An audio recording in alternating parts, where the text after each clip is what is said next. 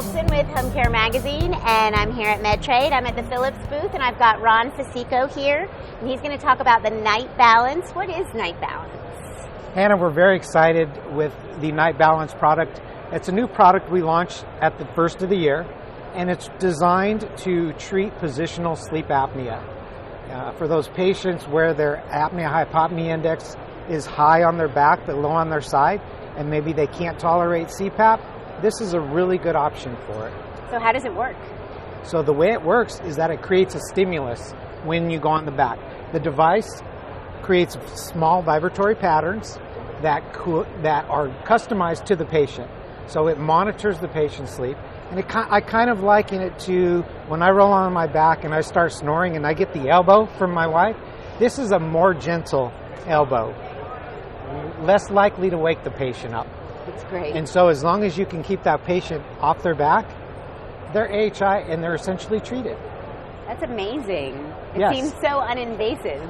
It really is. And again, we know CPAP is the gold standard, but for those patients that are unable to tolerate it, maybe they can't wear a mask on their face, and they have that positional component, this is a great option for them. So this is a little bit of a departure for Philips, right? I mean, you guys have been doing CPAP forever. Why make this change? It really is kind of a departure. We've always been known as the CPAP company. But again, we know that there's a patient base out there that can't tolerate CPAP. Maybe they didn't quite qualify for CPAP, but they still are symptomatic. And we wanted to be known as the sleep company. So this really helps us give our patients and our customers an alternative option to CPAP. There's other alternatives out there like oral appliance therapy, surgery. Positional therapy has always been around.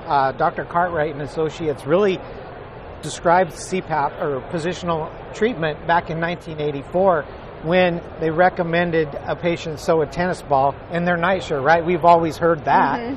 Sewing a tennis ball in your nightshirt doesn't really last very long for long-term compliance. So this really is a better option for positional therapy than those mechanical devices that are out there today. Or the wife's elbow. Or right? the wife's elbow, yeah, that never is fun. So show me, this is the device here, Yes. right? How does it work? Is this a docking station? Great question, Hannah. The way that this device works is you basically have three components. You have the device itself, you have the docking station. This docking station serves two purposes. One, it allows the device to be charged.